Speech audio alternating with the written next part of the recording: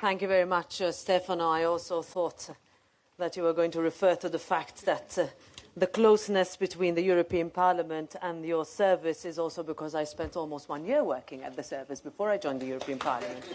I feel at home here. So good afternoon, ladies and gentlemen. When I saw the title, The New Global Security Environment, I couldn't help thinking what an apt theme for your conference you have chosen, because there is perhaps nothing more urgent, more complex, or more critical for Europe to lead on. You are the face and the voice of Europe around the world, a world where the value of European global leadership and diplomacy must continue to be felt and to make a real difference in people's lives. And this is all the more critical now, when people see a world that too often feels as if it is on fire, where our people and our strategic interests feel threatened, and where malign actors think our value system is a weakness rather than our core strength, and where the rules-based world order is questioned too often. Now, the world needs to hear Europe's voice, now perhaps more than ever. We have overcome centuries of war, of death and destruction. We have pulled down walls and borders. We have let light in through a seemingly impenetrable iron curtain. And when the world looks to us, they must see leadership, they must see experience to address this new global security environment. And it is Europe that can do that. It is you who can take that across the world. And we need to keep fulfilling our role on the world stage. Europe matters to the world. We hear this everywhere, to humanity. Our project of freedom, of peace and reconciliation is what gives credibility to our action. Now, looking at the current context at the European Union's borders, Ukraine continues to suffer from Russia's illegal invasion into its territory. We know what is at stake there. Millions of Europeans know from experience exactly what Ukraine is fighting for. And so when we say, and we are asked, and I'm sure you are asked this often, when we say that our support for Ukraine will not waver, we mean it. We cannot allow fatigue to set in, because this is about the security of Europe as well as the security of Ukraine. And this invasion of Ukraine is framed by a situation where the people of Belarus continue to endure intense repression from illegitimate authorities. Tensions and revisionism increasingly threaten the fragile equilibrium in the Western Balkans. And just over a month ago, more than 100,000 Armenian refugees from Nagorno-Karabakh were forced to flee. Now, today, we are witnessing a situation in Gaza that is desperate, that has become a humanitarian crisis that threatens millions. And that is why Europe, the European Parliament, over 2 weeks ago called for a pause in hostilities to allow for humanitarian aid in. This is why we push for regional de-escalation and respect for international law. And this is why we have pushed, and we very much welcome, the increase of EU humanitarian aid going to Gaza up to 100 million euros. Now, nothing, and I repeat, nothing can excuse the rape, mutilation, abduction, torture, and murder of entire communities, children, women, men, and young people. And we have to be clear that these horrific acts were committed by a terrorist organization. Hamas does not represent the legitimate aspirations of the Palestinian people. Hamas cannot be allowed to act with impunity. They must be stopped, and kidnapped hostages must be released. Now, we must end terror, but how that happens matters to all of us. We must be able to do that within international law, while ensuring as much as possible the safety of civilians and critical civilian infrastructure. Because how Israel responds matters to Europe and to the world. The October 7th attack has poured fuel onto a fire in the Middle East that perhaps the international community and Europe too had left smouldering for too long. And therefore, we cannot be lulled into complacency while we focus on the immediate challenges of ensuring humanitarian aid, of stopping terror, of protecting innocent lives, of insisting on the respect for international law.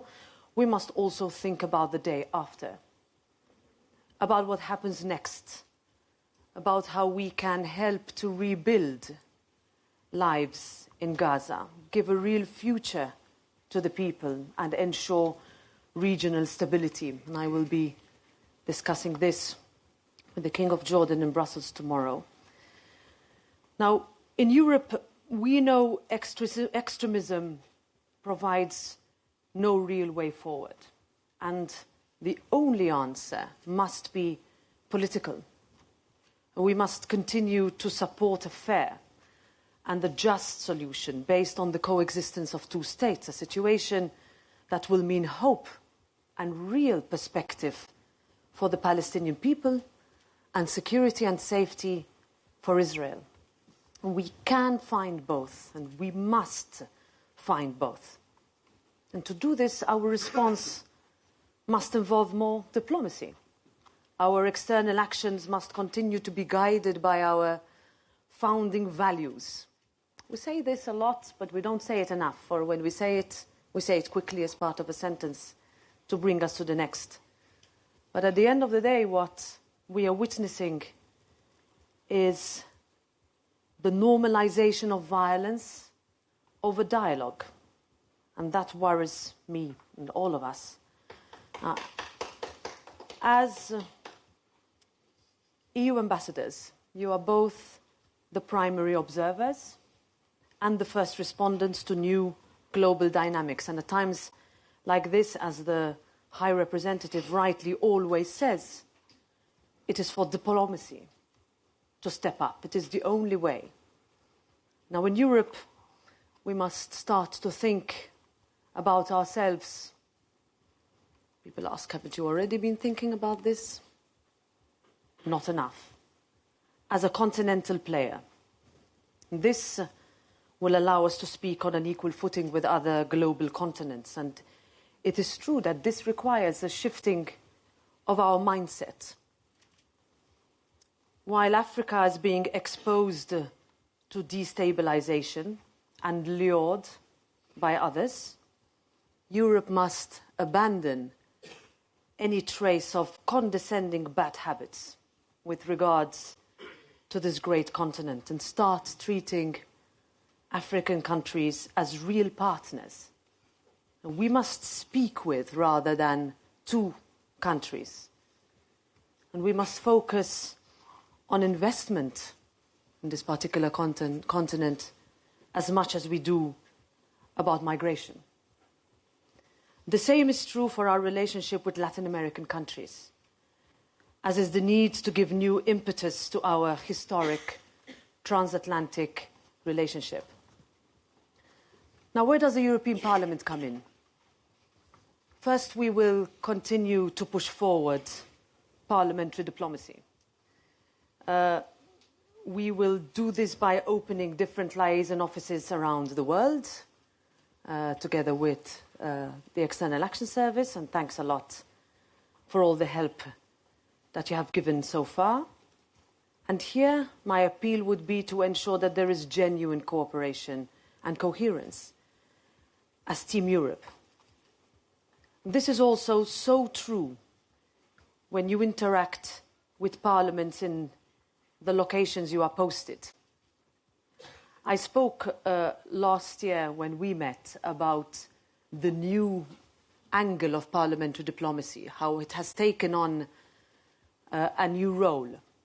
Parliaments across the world, we work together with over 160 parliaments around the world, even more since the Russian invasion of Ukraine, and since then, in looking at what we do on climate, on digital, on artificial intelligence, but also now, when we call, as we did, for a humanitarian pause, when we call or recall resolutions that have been adopted in the past. Because your discussions that you have in your places of posting feed into our committee discussions and into our resolutions adopted by the plenary. And this is because in a geopolitical environment where we have witnessed the weaponization of food, of energy, of migration, the weaponization of information and interference in our democratic processes, speaking with one voice is not only necessary, but it is vital. And without European unity, the EU's credibility is weakened. And another role that I see as essential that you hold is to present that European unity and to rebuke false narratives. And to do this, we need better interinstitutional cooperation, because now more than ever is the time to develop a holistic and inclusive EU foreign affairs approach. I will turn finally to the next few months. We will face elections across all member states in June next year. And that is why what the 705 current members of the European Parliament, when they bring foreign affairs messages back home to their constituencies, not only are they assuring the democratic legitimacy of our decisions, but also to place their stamp, our stamp, Europe's stamp, on decisions that we take. Our aim in the run-up to the elections is to make sure that the pro-European centre remains a driving force in our union. We will need your help to inform citizens who live in the countries where you are posted to vote. We will have 4 countries where 16-year-olds will vote for the first time. That's a specific campaign we need to run. We need to encourage people to realize, but also for us to explain that everything we do here, whether in Brussels, in Strasbourg, in each and every capital city, it matters for them. It matters that citizens are involved. It matters that we listen to what citizens want from the next 5 years. The last 5, I'm sure we can say, we will say this in May and June, have not been easy. And this is without knowing what will happen between now and June, but we can safely say that that is what we will be able to say. But this is in our interest to ensure that such dialogue, such